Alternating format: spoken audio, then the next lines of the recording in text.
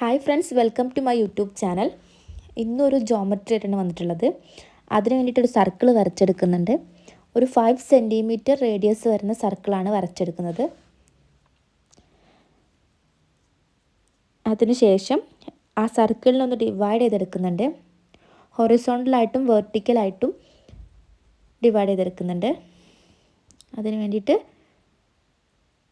ആർക്ക് വരച്ച് ഡിവൈഡ് ചെയ്തെടുക്കുന്നുണ്ട്. Central point കണ്ടുപിടിക്കുന്നുണ്ട്. ഇതിൻ്റെ ഡിവൈഡ് ചെയ്യുന്ന പോയിൻ്റ് കണ്ടുപിടിക്കുന്നുണ്ട്. അങ്ങനെ ഹൊറിസോണ്ടലായിട്ടും വെർട്ടിക്കലായിട്ടും ഈ സർക്കിൾ ഒന്ന് ഡിവൈഡ് ചെയ്തെടുത്തിട്ടുണ്ട്. ഇനി നമുക്ക് ഒരു 4 സെൻറ്റിമീറ്റർ റേഡിയസ് വരുന്നൊരു സർക്കിൾ ഇതിനകത്ത് വരച്ചെടുക്കണം. ഇങ്ങനെ അടുത്തൊരു 3 സെൻറ്റിമീറ്റർ റേഡിയസിൽ അതിനകത്തൊരു സർക്കിൾ വരച്ചെടുക്കുക.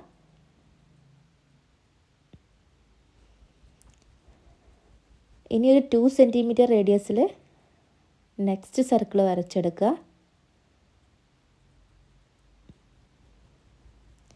ലാസ്റ്റായിട്ടൊരു 1 സെൻറ്റിമീറ്റർ റേഡിയസിലും സർക്കിൾ വരച്ചെടുക്കുക.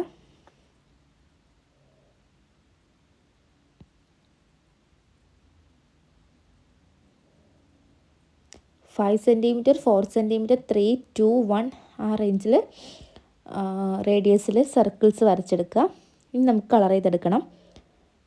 ആദ്യം ബ്ലാക്ക് കളർ ആൾട്ടർനേറ്റീവായിട്ട് ചെയ്തെടുക്കുന്നുണ്ട്.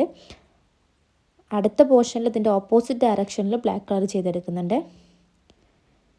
ഇങ്ങനെ ഇത് കണ്ടിന്യൂ ചെയ്യുക. ഈ 4 പോർഷനിലും ബ്ലാക്ക് കളർ ഇതുപോലെ ഓപ്പോസിറ്റായിട്ട് കളർ ചെയ്തെടുക്കുക.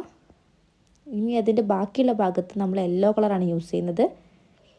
ബാക്കി ഭാഗങ്ങളെല്ലാം യെല്ലോ കളർ ഉപയോഗിച്ചിട്ട് കളർ ചെയ്തെടുക്കാം.